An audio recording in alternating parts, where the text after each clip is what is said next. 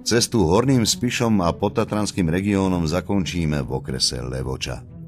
Centrum Levoče je architektonickým skvostom.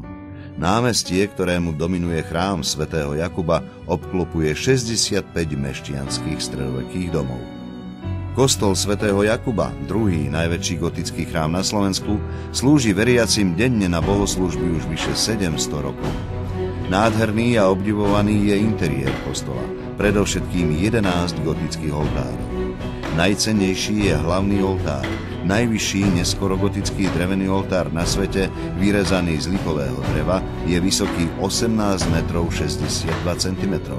Vznikol v rokoch 1507 až 1517 v dielni sochára majstra Pavla z Levoče.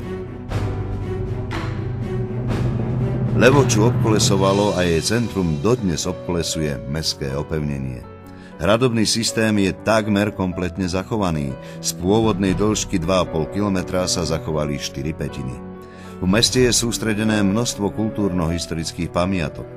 Okrem chrámu svätého Jakuba je to historická radnica s arkádami a freskami ženských postáv, zvonica, evanjelický kostol, stredoveký pranier, klietka hanby či klasicistický župný dom, ktorý svojho času patril k najreprezentatívnejším budovám Uhorska.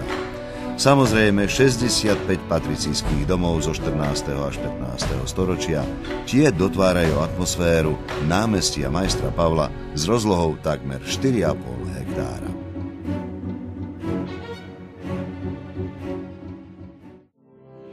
Levoča s Mariánskou horou nad mestom je aj najstarším pútnickým miestom východného Slovenska. Korene mariánskeho kultu siahajú až do 13. storočia. Postupne sa Mariánska hora stala najväčším pútnickým miestom na Slovensku a zaradila sa medzi svetové pútnické miesta.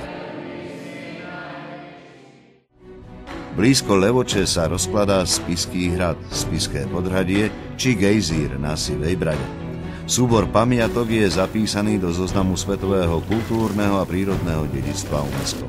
A to je určite dôvod na návštevu tohto regiónu.